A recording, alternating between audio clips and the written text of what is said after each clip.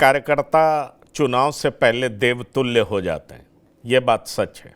और चुनाव जीतने के बाद कार्यकर्ताओं की स्थिति किस तरह की रहती है, वही तो चर्चा का विषय है।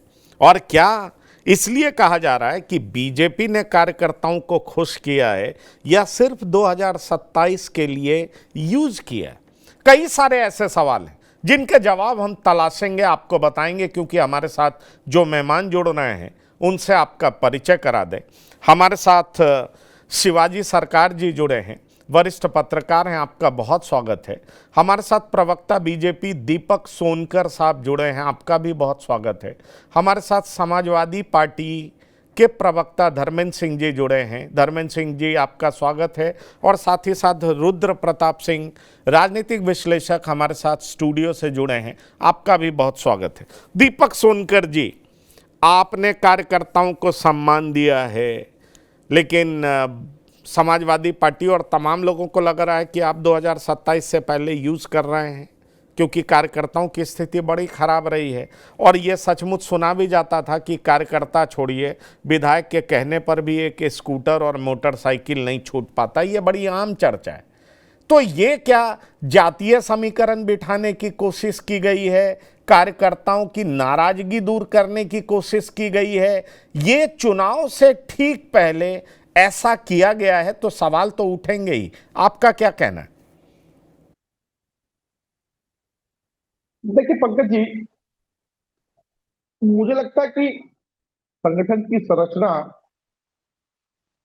और सरकार के द्वारा कार्यकर्ताओं का मनोनयन, इसमें कहीं चुनाव की बात को हमेशा से, हर जब भी कोई विषय आता है तो लगातार उसको चुनाव से ही जोड़ा जाता है। कल भी एक टॉपिक पर हम जब चर्चा कर रहे थे, उसमें भी चुनाव को जोड़ा गया। मुझे लगता है कि कहीं ना कहीं चुनाव के समय हमेशा रहते हैं और किसी राज्य में चुनाव होते भी हैं। को सम्मान देने की प्रक्रिया लगातार कर।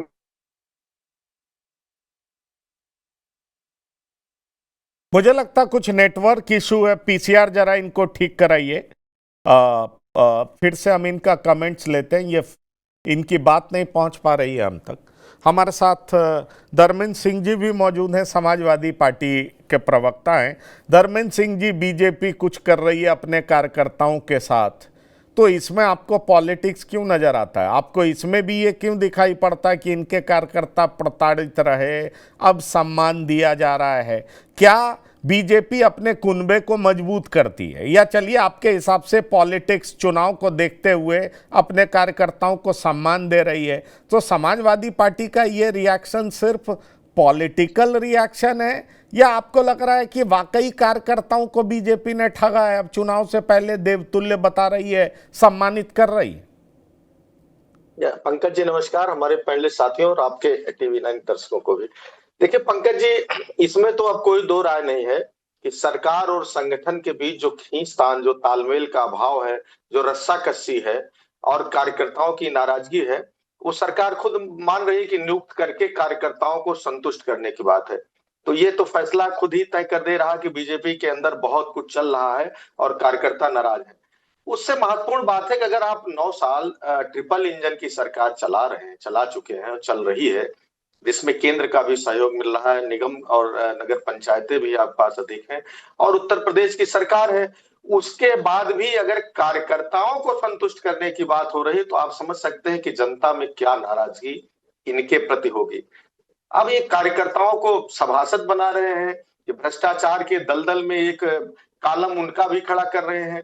इससे जनता पर कोई फर्क नहीं पड़ता। जनता पर फर्क पड़ता है कि आप जो तमाम वादे किए थे, महंगाई पे, बेरोजगारी पे, भ्रष्टाचार पर, पेट्रोल डीजल गैस के दामों पर, सुगमता से उपलब्धता पर, शहरों के विकास पर, जो तमाम काशी को क्वेटो बनाने का जो वादा किए थे, इस तरह के जो डेवलपमेंट के आपके वादे थे, उत्तर प्रदेश के किसानों के आलू टमाटर खरीदने के लिए आपने कहा था 1 लाख करोड़ रुपए रिजर्व रख देंगे और उनको सरकार खरीदेगी। अभी तक तो हमारे ख्याल से 1 किलो भी खरीदा नहीं गया। तमाम योजनाएं थी, बच्चियों की स्कूटी बांटने की आज तक नहीं बांट पाए। शिक्षा और स्वास्थ्य में कुछ करने की, उस पर तो आपने कुछ किया नहीं। स्वास्थ्य की अलबत्ता जो बदहाल हालत है ये करीब करीब 80% इक्विपमेंट्स की कमी है। तो ये सारे सवालों का हल इनके कार्यकर्ताओं के समायोजन से नहीं हो जाएगा। हाँ, ये हो सकता है जो इनकी अपना ये जो जिसमें माहिर है हेडलाइन मैनेजमेंट में ये हीरो और ग्राउंड डेवलपमेंट में जीरो, उसमें अब कुछ ये सब चीजों से फर्क नहीं पड़ेगा। ये केवल अपने को संतुष्ट करने के लिए अपने अंदर जो इनके मुंह पर तमाम आलोचनाएं इनका कार्यकर्ता भड़क रहा है, जो इनके तमाम इस इधर बीच के क्रियाकलाप रहे, शंकराचार्य के साथ जो कुछ इन्होंने किया, बटकों के साथ जो कुछ इन्होंने किया, जो गंगा स्नान से लोगों को वंचित किया, जो इन्होंने तमाम संतों को निर्वस्त्र किया, जो ये अभी एसआई परीक्षा में जो सवाल ले आए, समय समय पर वैसे इस तरह के सवाल पूछते रहे, इनका सगल रहा है, क्योंकि विभेद पैदा करने की जिसकी आदत हो जाती है ना पंकज जी, वो कहीं न कहीं अपना असर दिखाएगा ही। कभी धार्मिक विभेद पैदा करेगा, कभी जब उससे फुर्सत मिलेगी तो जाति विभेद करेगा। तो जिसकी जो मानसिकता होती है, ऐसा नहीं को बाहर ही समाज में करता है। हर गांव में जैसे होते हैं हम लोग के, मैं नाम नहीं लूंगा टीवी पर, अच्छा नाम नहीं है, हो सकता है कुछ लोग खराब भी लगे, लेकिन वो केवल दूसरों का घर नहीं तोड़ते, उनकी बंटवारे की आदत रहती है, गांव में विवाद कराते हैं, पड़ोस विवाद कराते हैं और अंत में घर तक आता है। तो ये सरकार इसी तरह चल रही है। सच इनकी विदाई का बेला है। 24 में जनता ने टेलर दिया था और 27 में इनको उखाड़ फेंकेंगे। जी पंकज। चलिए, आप कह रहे हैं 27 में उखाड़ फेंकेगी जनता, लेकिन बीजेपी जैसी पार्टी के लिए संगठन तो बहुत कुछ होता है भाई। अगर संगठन वाकई नाराज है तो बीजेपी को परिणाम में भुगतना पड़ेगा। सवाल ये उठता है सोनकर जी कि ये चुनाव से ठीक पहले कहा यह जा रहा है कि उत्तर प्रदेश में संगठन और सत्ता में बड़ा दुराव है, बड़ी खाई है, उसको एक पाटने का प्रयास किया गया क्योंकि प्रदेश अध्यक्ष केंद्र के द्वारा बिठाए गए और इसलिए ये इक्वेशन जो है वो ठीक नहीं है। सच्चाई क्या है? ये समाजवादी पार्टी ने कहा है, आपने सुना होगा अभी कि ये सत्ता संगठन के बीच संघर्ष है। किस तरह का संघर्ष है? आप मुस्कुरा रहे हैं, मुझे मालूम है आप ये कहेंगे कि समाजवादी पार्टी में संगठन भी एक ही व्यक्ति हैं, सत्ता भी एक ही व्यक्ति हैं, आप ये सारी बात कहेंगे, लेकिन अपने बारे में बताइएगा कि सत्ता और संगठन के बीच में दुराव क्या है? नहीं पंकज जी, आपने निश्चित रूप से वो जवाब दे ही दिया जो मैं बात करने वाला था, उसमें वो जवाब आपने दे ही दिया। सही बात है, समाजवादी पार्टी में कुछ तो मैं आप लोगों की मदद करता रहता हूं ना, कुछ तो आप जो बोलेंगे वो मुझे पहले समझ में आ जाता है कि समाजवादी पार्टी आपके लिए क्या बोलेगी, आप उनके लिए क्या बोलेंगे। आप ज्यादा मदद कर देंगे तो धर्मेंद्र जी अभी नाराज हो जाएंगे। धर्मेंद्र जी वैसे ही मीडिया से बहुत नाराज रहते हैं, है ना? नहीं, हमसे नाराज नहीं रहते। पर आता हूँ। हाँ, इसकी बात ये है पंकज जी कि ये बार बार ये विषय निकल करके आता है जब भी कोई सरकार किसी कार्यक्रम को, योजना को लॉन्च करती है या कार्यकर्ताओं का मनोनयन करती है, संगठन के कार्यकर्ताओं को नेतृत्व देती है। भाई ये तो संगठन की योजना है, एक संगठन की कार्य पद्धति है कि किस प्रकार से संगठनों का कार्यकर्ताओं का मनोनयन करना है, कार्यकर्ताओं को उनके दायित्व पर स्थापित करना है। तो ये सब तो प्रक्रिया है, मगर हर विषय को चुनाव से जोड़ना मुझे लगता है ये कतई ठीक नहीं है। नहीं, पर सोनकर जी एक और सवाल पूछ ले रहा हूं, आप जवाब दे दीजिएगा। क्या 9 साल के बाद ये प्रक्रिया का क्रियान्वयन हो तो आपको लगता है कि आपकी जनता क्या, अब आपके कार्यकर्ता क्या इतने भोले हैं? चलिए, हम लोग कार्यकर्ता नहीं है तो ये सवाल हमारा नहीं है, पर आपके कार्यकर्ता इतने भोले हैं कि मान जाएंगे, समझ जाएंगे, या हो सकता है बड़े डेडिकेटेड हैं पार्टी के लिए, या 2024 की हार ने आपको सबक सिखा दिया है कि अब कार्यकर्ता के बगैर जीत नहीं पाएंगे, उनकी मजबूती जरूरी है? देखिए पंकज जी, संगठन हम सब भी जानते हैं कि भारतीय जनता पार्टी से ज्यादा मजबूत संगठन किसी और राजनीतिक दल का नहीं है, और ये भी जानते हैं कि भारतीय जनता पार्टी से ज्यादा डेडिकेटेड कार्यकर्ता, ज्यादा सेवा भाव का कार्यकर्ता किसी दल में भी नहीं है। तो इस बात का तो सवाल ही नहीं खड़ा होता। भारतीय जनता पार्टी का कार्यकर्ता, जैसे मैं एक कार्यकर्ता हूं, मैं निस्वार्थ भाव से संगठन का काम करता हूं। जब संगठन की नजर मेरे पर पड़ेगी, जब संगठन की योजना रचना में मैं आऊंगा तो संगठन उस योजना में भी शामिल करेगा, मगर संगठन भी अपने जिम्मेदारियों और काम देकर के उन कार्य को कराता है। और रही बात जो आपने कही 9 साल कहाँ रहे, भाई 9 साल तक सरकार की और योजनाओं में भी कार्यकर्ताओं को समाहित किया गया, चाहे वो विधान परिषद को करने की बात हो, चाहे किसी आयोग में गठन करने की बात हो, चाहे पूर्व में भी जो नामित पार्षद बनाने की बात हो। तो ये सब तो सतत प्रक्रिया है जो समय के बाद की जाती है। हर बात को चुनाव से जोड़ना, संगठन की प्रक्रिया से जोड़ना, ये बिल्कुल ठीक नहीं है। भारतीय जनता पार्टी ने हर एक कार्यकर्ता को सम्मान देना आता है और भारतीय जनता पार्टी के प्रति एक एक भारतीय जनता पार्टी का कार्यकर्ता समर्पण भाव से काम करता है, संगठन के लिए निष्ठा भाव से काम करता है, सैद्धांतिक रूप से काम करता है। पंकज जी, सवाल तो ये होना चाहिए कि निश्चित तौर पर जिस प्रकार से आज भारतीय जनता पार्टी के अंदर भी किसी भी दल के अंदर ऐसी भूमिका नहीं होगी जहां सबका साथ, सबके विकास और सबके विश्वास को बढ़ाने का काम किया हो।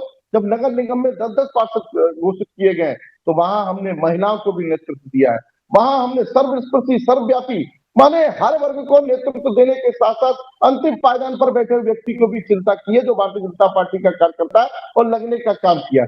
हमने दूसरे दलों में भी देखा था, केवल एक ही धर्म याद आता था, एक ही जाति याद आती थी। तो इन सब परपाटियों को बदलने का काम किया है, इन सब चीजों को योजना के साथ। अभी हमारे समाजवादी पार्टी के प्रवक्ता कह रहे थे चली चली की बेला है। अरे भाई 24 के बाद बहुत सारे चुनाव और हो गए, कई राज्यों के चुनाव का परिणाम देख लीजिए, उपचुनाव का परिणाम देख लीजिए, और मुंगेरी लाल के हसीन सपने देखना ठीक है, अच्छी बात है, देख सकते हैं, राजनीतिक दल है, सबको सपने देखना अच्छा ही है और कर भी सकते हैं। मगर जनता लगातार 2014 से उसके साथ है जिन्होंने उनको मूलभूत सुविधाओं से जोड़ा है, जिन्होंने उस गरीब के सर पर छत देने का काम किया है, उस गरीब के घर पर गैस चूल्हा जलाने का काम किया है, उस नहीं ठीक है, ठीक है, नहीं नहीं वो चलिए, बदलाव करने का काम नहीं नहीं बिल्कुल। और सोनकर जी, अभी आपको बहुत कुछ बोलना है, एक ही बार में सब बोल जाएंगे तो जनता समझ नहीं पाएगी, ऑडियंस, अभी आपको बहुत कुछ बोलना है, अभी और भी कई सवाल मैं आपसे पूछूंगा। शिवाजी सरकार जी, ये सवाल तो उठता है ना कि चुनाव से ठीक पहले 9 साल के बाद कार्यकर्ता क्यों याद आए। दरअसल बीजेपी जैसी पार्टी के लिए संगठन बहुत ही महत्वपूर्ण माना जाता है, लेकिन अक्सर देखा गया है कि जब जब पार्टी सत्ता में आई है और खास तौर पर जब नेतृत्व तो मजबूत रहा है तो सत्ता और संगठन में संघर्ष दिखा है, और ये केवल बीजेपी में ही नहीं, कभी कांग्रेस में भी दिखता था। सवाल ये उठ रहा है कि क्या उत्तर प्रदेश में ऐसी स्थिति बनती हुई दिखाई पड़ी है क्या, इसलिए अब सत्ता को भी लग रहा है कि संगठन को साथ लेके नहीं चले, कार्यकर्ताओं को पुरस्कृत नहीं किया, उनको समाहित नहीं किया, तो इस बार का चुनाव मुश्किल हो जाएगा।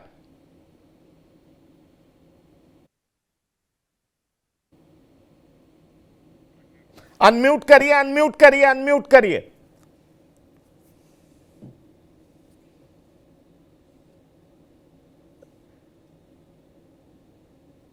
आवाज आ रही है?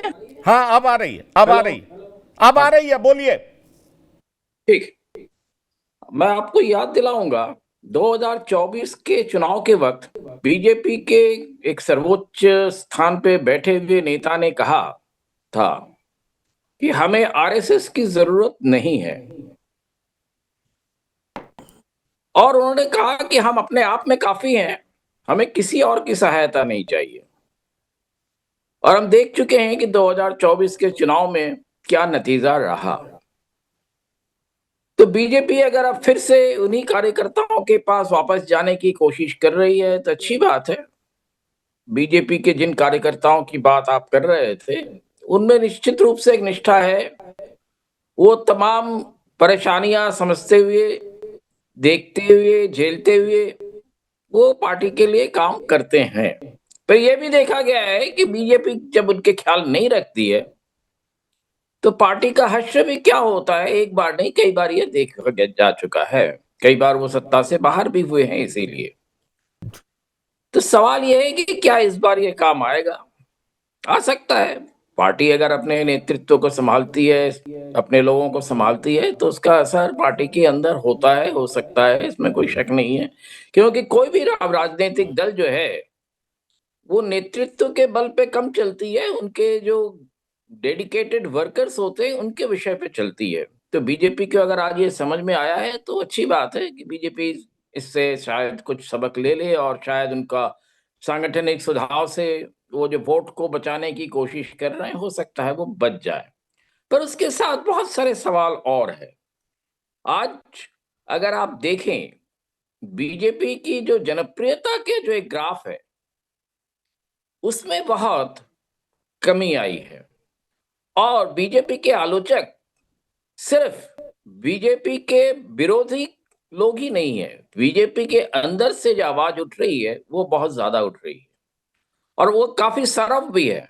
पहले लोग थोड़ा बच के कहते थे, सीधे नहीं कहते थे, डायरेक्ट अलग से घुमा फिरा के बात करते थे या बात नहीं करते थे, ये होता था। अब जो है, अगर आप गुजरात से लेके उत्तर प्रदेश तक कहीं भी चले जाएं तो आप पाएंगे कि पार्टी के से जुड़े हुए जो उनके आनुष्ठानिक खास कार्यकर्ता है, वो अब चुप नहीं है। इस वक्त वो सारी बातों पर बोलते हैं। इजराइल का साथ देना और ईरान के युद्ध पे भी वो बोलते हैं। तेल का ना आना, एलपीजी के लाइन के लगने पे भी वो बोलते हैं। वो ये भी बोलते हैं कि सरकार ने जो एक मिसकम्युनिकेशन किया एलपीजी के बारे में, क्या कि सरकार में बैठे हुए कुछ लोगों ने उसे जानबूझ के किया या अपने जो है इनोसेंस में किया, इस तरह की बातें भी होती है। और ये भी नहीं, उनका कहना है कि हमें तो हर वक्त लाइन में लगा दिया जाता है, चाहे डिमोनेटाइजेशन हो, चाहे कोविड हो, चाहे राशन के लाइन हो, और अब एलपीजी का लाइन हो, और तमाम तरह के लाइन लगाने में जो है हमारी सरकार बहुत उनको सुविधा होती है। कई उत्तर प्रदेश जैसे जगह पे कई जगह ये कहा जाता है कि हाउस टैक्स जो बढ़ाए गए और 3 से 4 गुना बढ़ा दिए गए बिना बात किए, बिना कुछ सोचे, और उसके बाद बाकायदा म्युनिसिपल कॉर्पोरेशन में ऐलान हुआ, मुख्यमंत्री ने ऐलान किया, कई तरह से ऐलान हुआ कि उसको जो है वापस कर दिया जाएगा, पर वो वापस किया नहीं गया। साल भर हो रहा है इस पे। तो इसका भी रोष जो है कार्यकर्ताओं में है कि कार्यकर्ता कहते हैं, हम जाके कहते हैं, सारी चीजें होती है, उसके बाद हमारी बात तो कोई सुनता ही नहीं है। तो सिर्फ कार्यकर्ताओं को एक आनुष्ठानिक पद देने से मुझे नहीं लगता है कि कार्यकर्ता जो है बहुत संतुष्ट हो जाते हैं या हो जाएंगे। पार्टी को अगर करना है तो पार्टी के जनहित में काम करने की जरूरत है। अगर पार्टी का पेट्रोल का दाम आप देख लें, पेट्रोल का दाम पिछले 10 साल से लगभग एक ही स्तर पर है। कहा यही जाता था कि यूपीए की सरकार थी, उसने कुछ बॉन्ड्स जारी किए जो सिर्फ 3 लाख करोड़ के थे, और उसलिए जो है वो पैसा उठाने के लिए हमें ये सब काम करना पड़ रहा है, सेस लगाना पड़ रहा है, तमाम तरीके की चीजें करनी पड़ रही है। आज जो है उसके 12 गुना से ज्यादा जो है कुल वसूली हो चुकी है, और पेट्रोल के दाम न जब चलिए। घटे थे कभी घटाए नहीं गए, बिल्कुल आज बढ़ने वाले हैं बिल्कुल। और बढ़ा दिए जाएंगे। अभी नहीं बढ़ा जी। है तो बढ़ जाएगा, क्योंकि तेल के दाम जिस तरह से $100 से पार जा रहा है, मुझे नहीं लगता है कि कोई भी सरकार उसको ज्यादा दिनों तक रोक पाएगी। नहीं, ठीक है, वो देखिए, ये तो थोड़ा केंद्र सरकार का विषय है। मैं मानता हूं ये बीजेपी के चुनाव में जो 27 का चुनाव होगा उस पर असर डालेगा, लेकिन बहरहाल जो लोकल पॉलिटिक्स है उस पर थोड़ा ज्यादा फोकस करते हैं। आप जो कह रहे हैं कई सारे फैक्टर्स होंगे, मुझे लगता है 27 के चुनाव में ये एलपीजी, गैस, ये सारे मुद्दे भी होंगे, क्योंकि इस बार मुद्दा जाति पे आधारित दिखाई पड़ रहा है। इस बार मुद्दा बहुत सारे लोकल इश्यूज हैं उस पर कॉन्सेंट्रेटेड होता दिख रहा है। रुद्र प्रताप सिंह, आप हमारे साथ हैं। रुद्र जी, ये बताइए, देर ही सही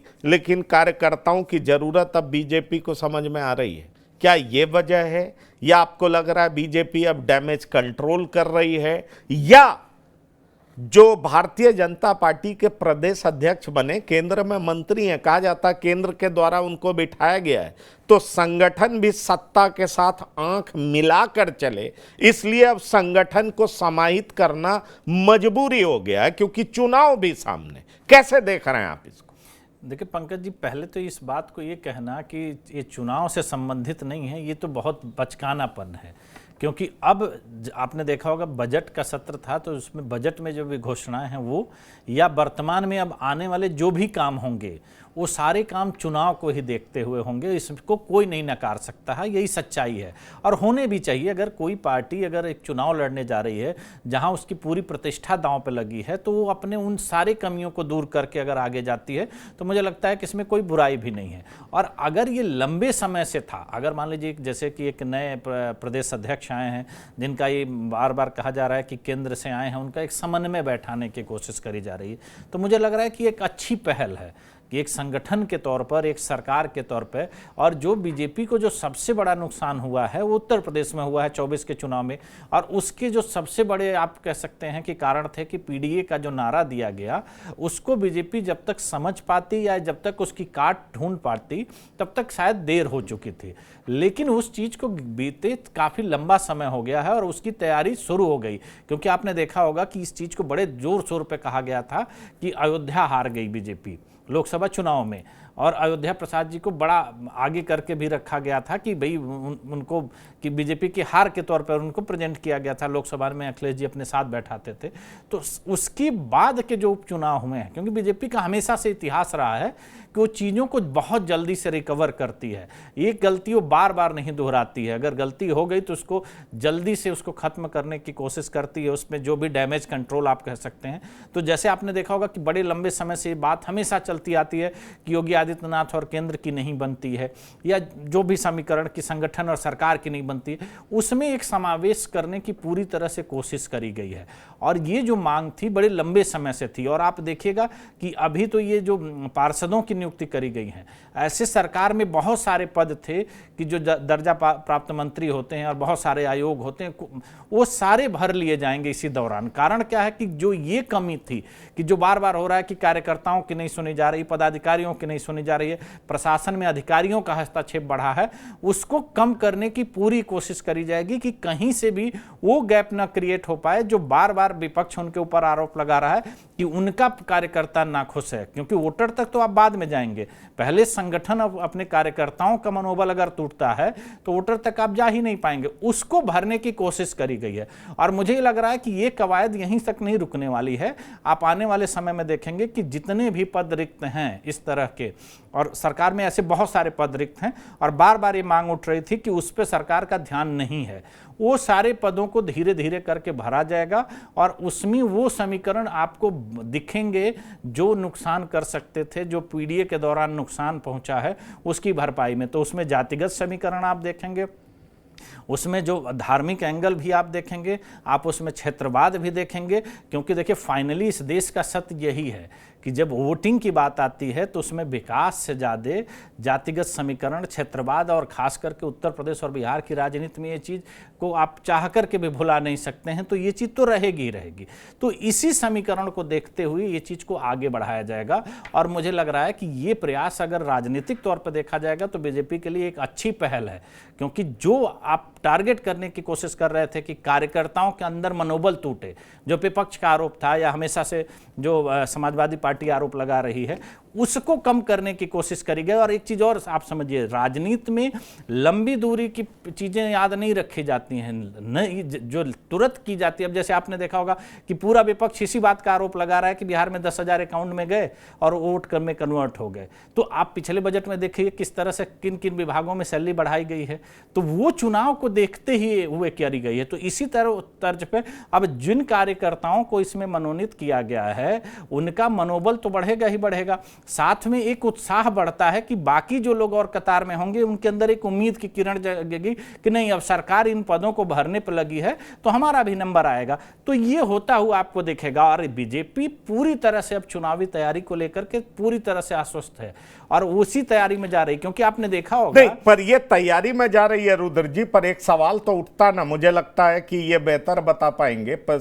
दीपक सोनकर जी बहुत कुछ बोलना भी चाह रहे थे। दीपक सोनकर जी, क्या इसके जरिए जातीय समीकरण भी साधने का प्रयास है? क्योंकि इस चुनाव से पहले बहुत कुछ कहा जा रहा, ब्राह्मण नाराज है, यूजीसी को लेकर के कई सवर्ण जातियां नाराज हैं, पिछले चुनाव में जो है कुर्मी वोटर्स आपसे भागने लगा है। तो ये जो आपने मनोनयन किया है इसको लेकर के ये भी कहा जा रहा है कि बीजेपी का ये अंतिम प्रयास है, डैमेज कंट्रोल किया जा रहा है, जातीय संतुलन बिठाया जा रहा है और पीडीए की काट खोजा जा रहा है। हकीकत क्या है?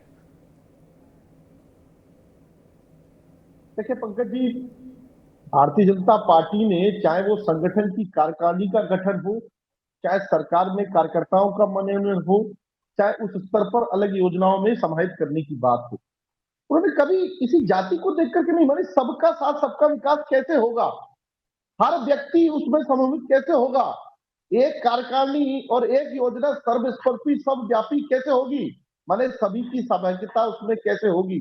अब मैंने कहा ना, जैसे जो बात आपने शुरू में कहा कि यहाँ कोई एक निर्णय करने वाला नहीं है, यहाँ बहुत सारे सामूहिक स्तर पर बैठ करके उसका निर्णय करते हैं।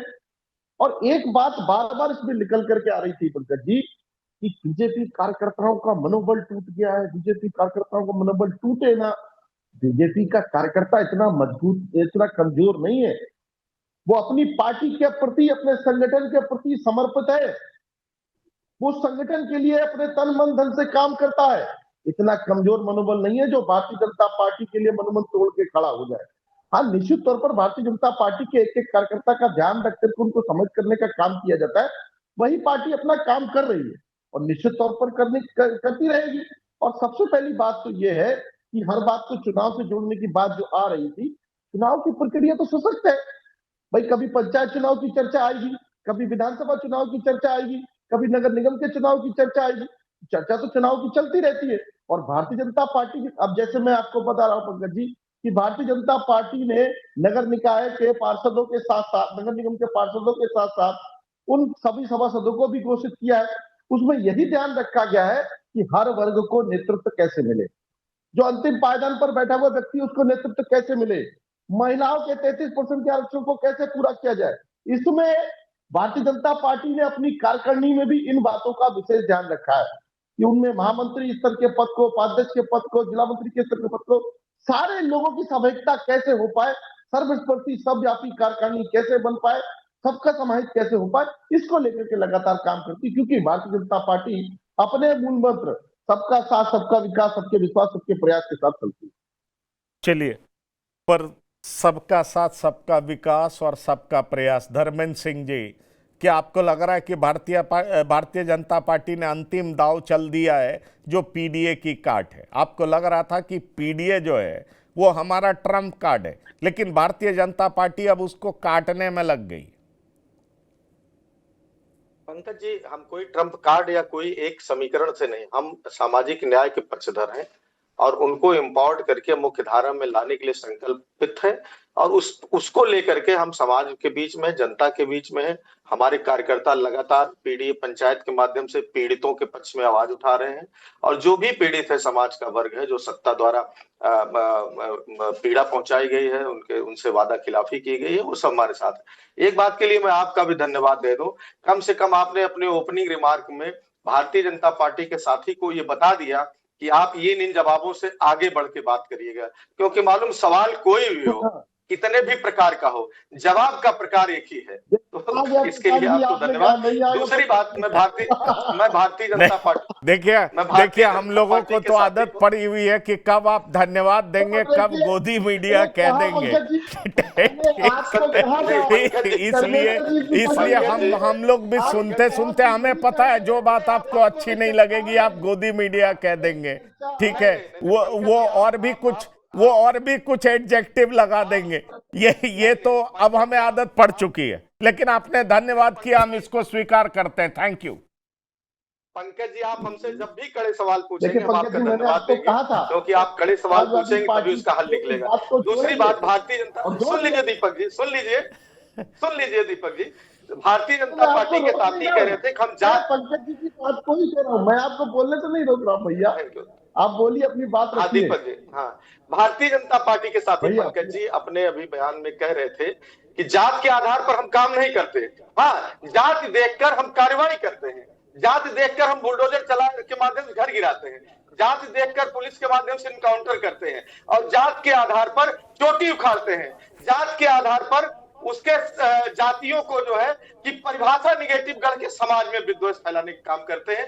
ये तो जो है भारतीय जनता इसी एक बात से आपसे सहमत है कि आप जात के आधार पर आप काम नहीं करते, जात के आधार पर घर गिराते हैं, तोड़ते हैं, काम करते हैं, ये आप करते हैं, इससे कोई दो राय नहीं। देखिए सवाल ये है सवाल ये है अपमान किया हो, नहीं, सनातन के नाम मत लीजिए पंकज जी, मैं ऐसी बात बोल, सनातन के नाम दीपक जी अगर आप लेंगे तो आपको तीखे और चुपते हुए ऐसी पार्टी के दल के लोग हैं और ये अपनी प्लेटफॉर्म को चेंज मत करिए, ये दोहरा चलाने का काम मत करिए। सनातन के आप संतों को गरियाने का काम करेंगे, एक सत्य को गाली देने का काम करेंगे, एक तरफ आप सनातन का नाम आपके मुंह से अच्छा नहीं लगता है, आप लोग सनातन द्रोही हो, आप लोग धर्मद्रोही हो। एक तरफ जय श्री राम की आपने बात चुटिया करें हिंदू धर्म तो ये के नहीं सबसे बड़े चलने वाला। प्रतीक चिन्ह चुटिया को दोहरा उखाड़ने का चरित्र काम किया। चलेगा नहीं और बच्चे लोग भैया।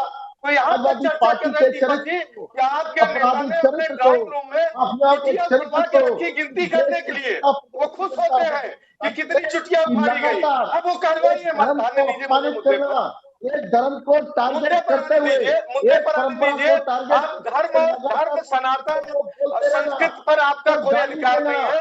वो उसके बारे में अगर जान रहे होते तो पेटेंट कराने का भी काम नहीं करते। क्योंकि आप लोग सनातन द्रोही हो, आप उस पर मत बोलिए प्लीज। आप वो नहीं बोल पाएंगे। सनातन पर आपका कोई, सनातन की परंपराओं को बाधित करने वाले सनातन पर बोलते हैं तो लगता है ओसामा बिन लादेन शांति का भाषण दे रहा है। धर्म के दंगाई जब दंगा पर पार्टी बोलते के हैं तो बड़ी लगता है लीडर के ओसामा बिन ऊपर लादेन कह रहा है कि आप लोग एक अमन और भद्दे चैन से कमेंट रहिए। करने के तो ये बाद भी ठीक नहीं है। आपके पूरी आपके मुझे समाजवादी अच्छा नहीं पार्टी लगता। के हमें मुद्दे नींद पर लग आने गई। दे। मुझे मालूम है आपकी बौखलाहट, बौखलाहट मालूम है दीपक जी। एक धर्म आप के सुन नहीं वोट बैंक सकते के ना लिए, क्योंकि धर्म जो को चुभते बढ़ाने हुए के लिए, सवाल है। धर्म आपने को कुछ किया नहीं बढ़ाने है के जनता लिए के लिए ये तो आप सुनेंगे समाजवादी कैसे? पार्टी का चरित्र आप रहा सुन है। नहीं सकते। अच्छा अच्छा, अब मुझे लगता है वन एट ए टाइम कर लीजिए, one at a time. Sonkar ji फिर आ रहा हूं आपके पास, आप इनको और पंकज घेरिएगा। जी, हाँ पंकज जी, मैं बीच में बोलता नहीं और मैं जानता हूँ ये चुभते हुए धर्म की जवाब बात जो करी। है, पंकज जो जी, मैं सच बात है, याद दिलाना सच चाहता कोई हूँ सुनना नहीं कि चाहता। समाजवादी पार्टी के अरे बोल लीजिए तब मैं समाजवादी जवाब दूं। पार्टी की इतनी बोल बड़ी लीजिए। महिला लीडर के साथ, पार्टी के अध्यक्ष की पत्नी के साथ एक धर्म का व्यक्ति ही उस पर सवाल खड़ा करता है तो पूरी समाजवादी पार्टी का मुंह बंद हो जाता है। हो गया राष्ट्रीय अध्यक्ष जी के मुंह बस। पर भी अच्छा सील लग जाती है पंकज जी, और इनके राष्ट्रीय अध्यक्ष एक्ट पंकज खेलते जी, हैं तो वो अच्छा एक्ट ठीक पे है, भी अब जवाब नहीं आपने कह आता। दिया, अब उनको अरे बोलने भैया, दीजिए। अब मैं सोनकर जी आ रहा हूं, सोनकर जी आ रहा हूं। हाँ धर्मेंद्र सिंह जी जल्दी अपनी बात खत्म करिए, मैं दो और। बताइए जो हाँ आप दोहरा चरित्र दिखाते चीजें कह सोनकर रहा जी, हूँ। देखिए ऐसा ये, अरे हैं। अब ऐसे बोलेंगे तो आवाज देखिए इनको नहीं। सुनकर जी सुनना सीखिए। मुझे मालूम है जब सच आपके आंखों के आगे पड़ता है तो आंखें बंद हो जाती, चौधिया जाती। इसमें आप कोई गलती नहीं है। आपने कुछ किया नहीं, आपके नेताओं ने, सरकार ने, तो आप कहाँ से जवाब देंगे? कुछ किया होता जवाब देते। अब आप भी धर्म उनको के पोक कर संबंध रहे हैं, में आप मैंने अपनी कोई बात करिए ना धर्मेंद्र सिंह जी, आप अपनी बात कहिए। अरे ठीक है, मैं तो सरकार से सवाल कर रहा हूँ, व्यक्तिगत नहीं पूछ रहा हूँ। मैं तो हाँ सवाल मैं सरकार के जवाब। दूसरी बात मैं कह रहा हूँ पंकज जी, जनता ये नहीं जानना चाहती है कि इन्होंने 2802 लोगों की सभासद पे नियुक्ति कर दी अपने लोगों नाराजगी दूर करने के लिए। सोकाल जनता ये जानना चाहती कि आप हमारे साथ जो वादा किए थे उसका क्या हुआ। आपने हमको डिमोनेटाइजेशन के माध्यम हमारे साथी ने कहा लाइन में लगा दिया, रात दिन अपनी माँ को भी आपने लाइन लगाया, उसमें कितने लोग जान चली गई। किसान बिल लेकर के आए, किसानों की जान चली गई। लॉकडाउन में लाइन में लगा दिया, आपने थाली बजवाया, दीपक जलवाया, एलपीजी गैस के लाइन में लगवा दिया, किसानों को यूरिया के लिए लाइन में लगवा दिया। तो आप कितनी लाइन में लगा दिए, कभी लाइन तोड़ करके जनता के लिए कब बात करेंगे? सवाल ये है पंकज जी।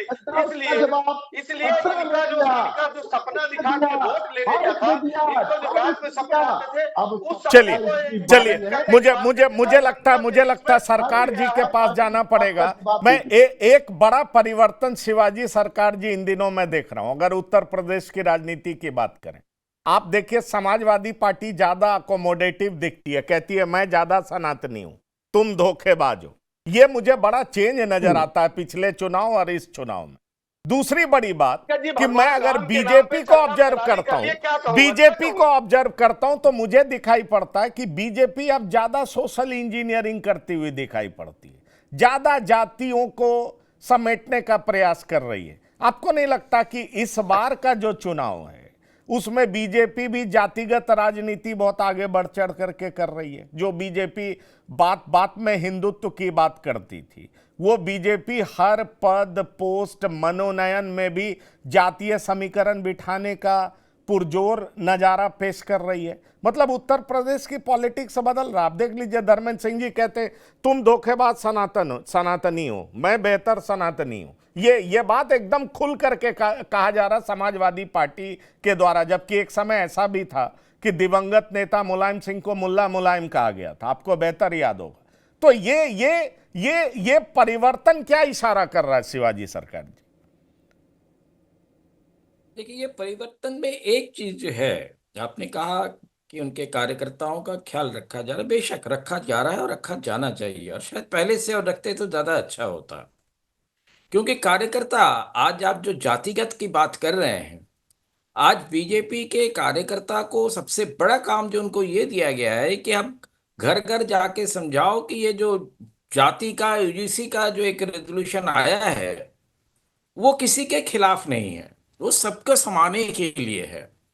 और लोग इसको समझने को तैयार नहीं है। पार्टी के लोग खुद कह रहे हैं कि बेकार का रेजोल्यूशन, एक अमेंडमेंट या एक्ट कैसे लेके आ गए ये।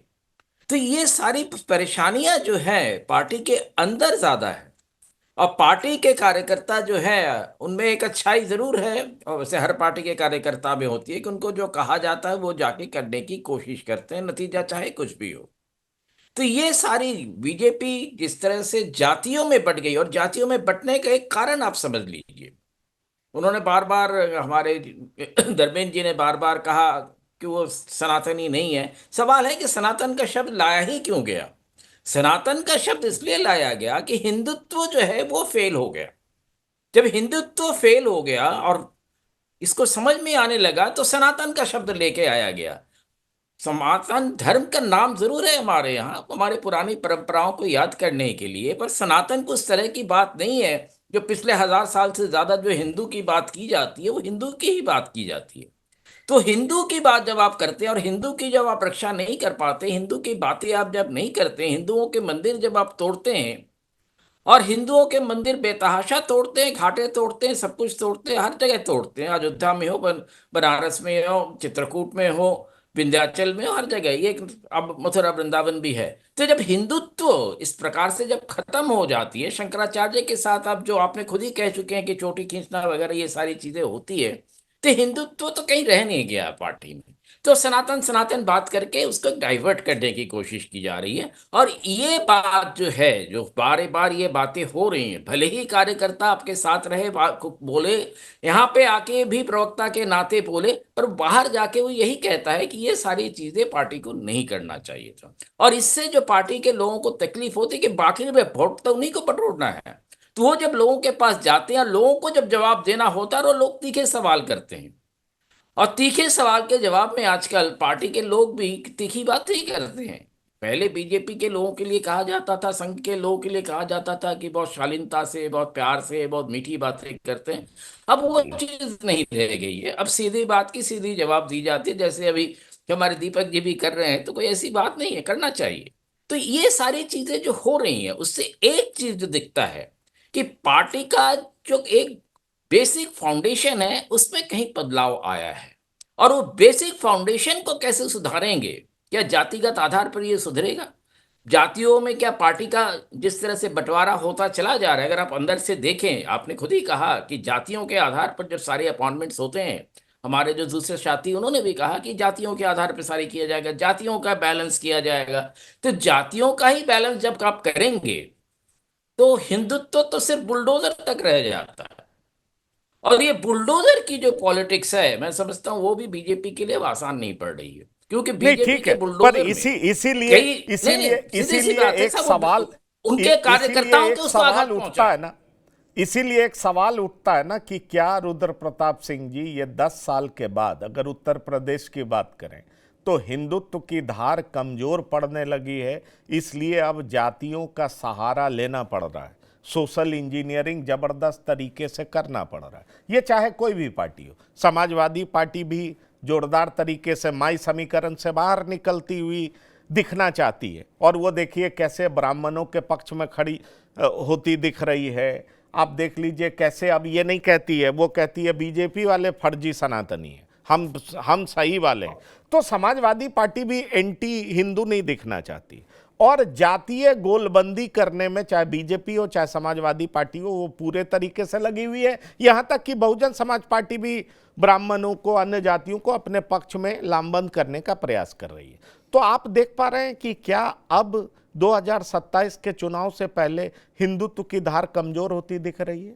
नहीं, हिंदुत्व की धार नहीं कमजोर हो रही है, उसको और बारीक करने की कोशिश करी जा रही है। क्योंकि जब मैंने क्या कहा कि 24 के चुनाव में आप देखेंगे, देखो बीजेपी को 20% मुस्लिम वोट नहीं मिलने हैं, इसमें कोई डाउट नहीं है, वो क्लियर है। और समाजवादी पार्टी जो अपना टारगेट लेके चल रही है, जो उसने पीडीए किया और जो 2024 की बात करी 24 के चुनाव में, तो जो बहुत छोटे छोटे से जातिगत समीकरण थे उन्होंने उसको साध लिया, ये नुकसान हुआ। इसको कम करने के लिए बीजेपी इसकी पूरी तैयारी के साथ चुनाव में जा रही है कि ये चीज नहीं होनी चाहिए। कारण क्या, देखिए समाजवादी पार्टी का जो हिंदुत्व पे झुकने का नजरिया इस वजह से बन रहा है कि उसके वोट में सेधमारी हुई है। क्योंकि जो मुस्लिम एक मुक्त वोट हुआ करता था वो कांग्रेस की तरफ भी जाएगा, वो बसपा की तरफ भी जाएगा, और वो सपा में तो है ही। साथ साथ ओवैसी का जो समीकरण आपने देखा होगा बिहार में गया है, वो समीकरण यहाँ पर भी होगा। तो इसके लिए आपको उसकी भरपाई कहाँ से करेंगे? उसके लिए आपको कोई एक और मजबूत घटक चाहिए जो आपको सपोर्ट करे। उनमें अभी उनका एक सॉफ्ट कॉर्नर दिख रहा है कि ब्राह्मण वोट को हम अपनी तरफ कर सकते हैं, लेकिन मुझे नहीं लग रहा है कि ये फॉर्मूला चलने वाला है। कारण क्या है कि ये फॉर्मूला 22 में उन्होंने आजमाया था, लेकिन वो बहुत बुरी तरह से फ्लॉप हुआ। कारण क्या है कि अखिलेश जी के साथ हमेशा एक कमी रही है कि वो एक मुद्दे को लंबे समय तक नहीं चला पाते हैं। जैसे चुनाव 1 साल अभी है, आप देखिएगा कि ब्राह्मण कार्ड पर जो उनकी राजनीति है अगले 1 साल तक वो खींच नहीं पाएंगे।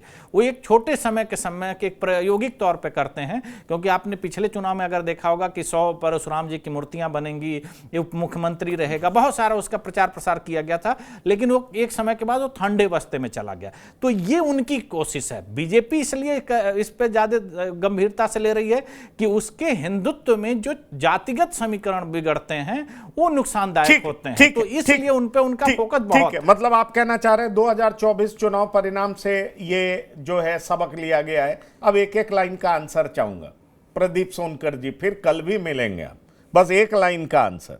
आप पे आरोप लगता है, एनडीए पे आरोप लगता है आप चुनाव से पहले रिश्वत देते हैं। जैसे बिहार में 10,000 रुपए को लेकर के आपको ध्यान होगा प्रशांत किशोर कोर्ट तक चले गए, कोर्ट में मुंह की खाए, लेकिन फिर भी विपक्षी पार्टियां ऐसा कहती हैं।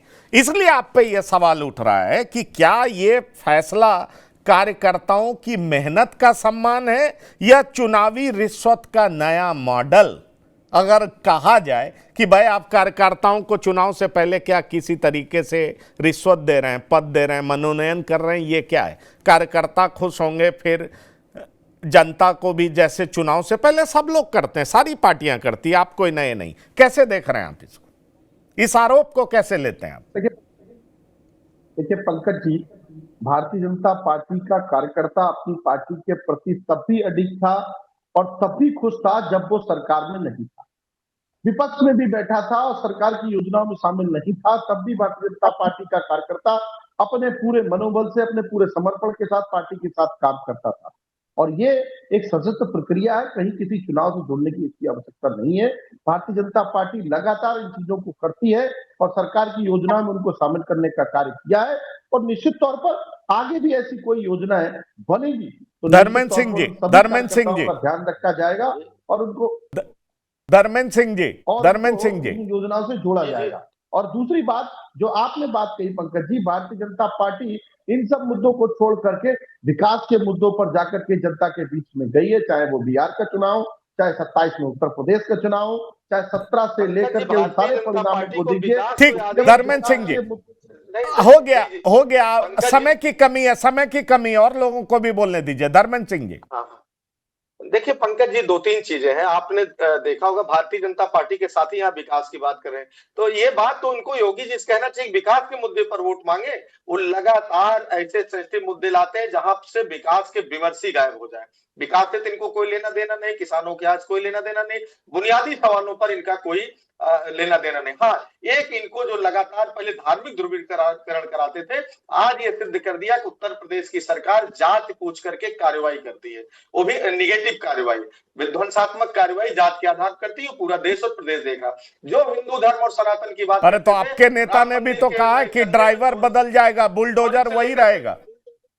हाँ, ड्राइवर इसलिए कानून बदल जाएगा कि हमारा बुलडोजर निर्माण, तो बुलडोजर तो आप भी चलाएंगे ना। अब ये बात और है किस पे चलाएंगे, भाजपाइयों पे बुलडोजर हम अच्छे चलाएंगे, कामों के लिए, किस पे चलाएंगे? पंकज जी अच्छे काम नहीं, मैं बता रहा हूँ, हमारा बुलडोजर निर्माण के काम में चलेगा, अच्छे काम में चलेगा, बड़ी बड़ी बिल्डिंग्स बनाएंगे, पुल बनाएंगे, इंफ्रास्ट्रक्चर क्रिएट करेंगे, उसमें हमारा बुलडोजर चलेगा। इनका बुलडोजर विध्वंसात्मक कार्रवाई में चलता है, गरीबों के घर ढहाता है। ये अंतर है उनके बुलडोजर में, हमारे बुलडोजर। इसलिए मैंने कहा ड्राइवर, हमारी पार्टी के नेता आदरणीय अखिलेश जी ने कहा कि हम ड्राइवर बदल जाएगा, इसलिए कि बिना ड्राइवर बदले वो जो विध्वंसात्मक बुलडोजर है वो निर्माण का बुलडोजर नहीं बन सकता है जी। क्या कार्यकर्ता वाकई डिमोरलाइज्ड है, इसलिए अब पार्टी को अंदर से महसूस हुआ है कि कार्यकर्ताओं को अब जगाने की जरूरत है, और ये बहुत जरूरत है, नहीं तो उत्तर प्रदेश का चुनाव मुश्किल है।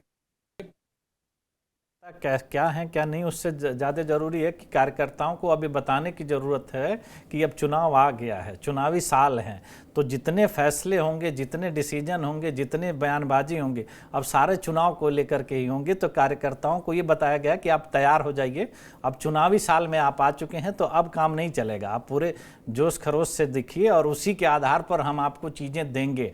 और मैंने क्या कहा कि बहुत सारे ऐसे पद खाली हैं सरकार में जो आपको आने वाले समय में लोगों को देते हुए देखा शिवाजी जाएगा। सरकार जी, तो क्या नेताओं का चार्म कंपैरेटिवली कम हुआ है, इसलिए अब कार्यकर्ता बहुत याद आने लगे हैं?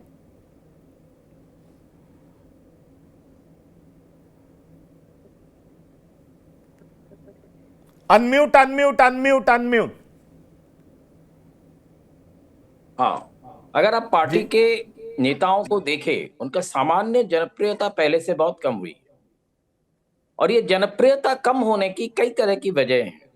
पहले एक ही नेता के नाम या एक दो नेता के नाम लेके ये काम हो जाता था। अब पार्टी के नेता जो है, उनका भी जो कहना है कि पार्टी में नेतृत्व का परिवर्तन भी जरूरत है, और कुछ किए गए हैं, जबकि वो भी पार्टी के लोगों को पसंद है या नहीं है, वो समय आने पे वो भी समझ में आ जाएगा। पर एक चीज हमें समझने की जरूरत है कि सिर्फ इस तरह के कॉस्मेटिक काम से अब जो है, जो पार्टी सत्ता में 10-11 साल से है, कॉस्मेटिक काम से कांग्रेस का भी काम नहीं चला था कभी, और कॉस्मेटिक काम से जो पार्टी सत्ता में है उसका कभी काम नहीं चलता। लोग जो भी हो, चाहे पार्टी के साथ हो या पार्टी से अलग हो, वो चाहते हैं जो भी सत्ता में बैठा है वो वाकई सबका ख्याल रखे और सबका विकास करे। ये नहीं कि जिसको हम सोच रहे हैं, जिसकी अपनी मर्जी के हिसाब चलिए से हम ठीक करें। है, पर शिवाजी सरकार जी, सवाल यही उठता है कि क्या ये कॉस्मेटिक काम बीजेपी के लिए बड़ा काम करेगा? बीजेपी जिस मंशा से कर रही है, अगर आप इसको कॉस्मेटिक कह भी रहे हैं, तो क्या ये कारगर साबित होगा? सवाल ये भी उठता है कि बीजेपी चुनाव से ठीक पहले ही कार्यकर्ताओं को जो साधने का प्रयास कर रही है मनोनयन करके, क्या वो वाकई बीजेपी के लिए मददगार साबित होगा? क्या ये पीडीए की काट होगा? क्योंकि जातीय समीकरण भी बिठाने का प्रयास किया जा रहा है। यह गंभीर सवाल है, लेकिन इसका पुख्ता जवाब चुनाव परिणाम के बाद ही आएगा। अब उत्तर चाहिए मैं रुद्र प्रताप सिंह जी, धर्मेंद्र सिंह जी, शिवाजी सरकार जी, दीपक सोनकर जी, आप तमाम मेहमानों का शामिल होने के लिए बहुत बहुत धन्यवाद और शुक्रिया। तो अब उत्तर चाहिए मैं इतना ही। ताजा तरीन खबरों के लिए आप लगातार देखते रहिए TV9 उत्तर प्रदेश उत्तराखंड। धन्यवाद, नमस्कार।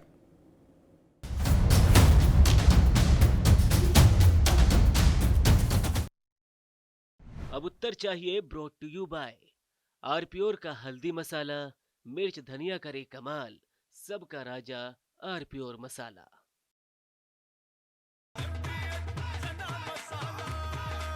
अब छोलिया हो या लोबिया, सफेद चने या काले चने, सब कुछ मजेदार बने। अब आया असली स्वाद। अब आया स्वाद। जब स्वाद के पड़े हो लाले, तो MDH का चंकी चाट मसाला डालें। MDH का चंकी चाट मसाला। MDH। अरे श्रीमती जी, कुछ तो सस्ता लो, बचत करो। नहीं श्रीमान जी, सब बढ़िया लो, रहने दीजिए। इसमें क्या खास बात है? थोड़े में ज्यादा स्वाद, यही तो है इसकी खास बात। वाओ मामा, क्या स्वाद है। अरे मेरे राजा, सबका राजा आरप्योर मसाला। मेरे पास है आरप्योर पाव भाजी का मसाला। आरप्योर पाव भाजी मसाला, पाव भाजी को टेस्टी बना डाला। सबका राजा आरप्योर मसाला। थोड़े में ज्यादा स्वाद, यही तो है इसकी खास बात। वाओ मामा, क्या स्वाद स्वाद है। अरे मेरे राजा, तो सस्ता लो, सब बढ़िया लो। इसमें क्या खास बात है? थोड़े में ज्यादा स्वाद, यही तो है इसकी खास बात। डीएच का किचन किंग किचन में हो तो हम सब कुछ बना सकते हैं। बैंगन का भरता, आलू गोभी, भिंडी मसाला और भी बहुत कुछ। MDH।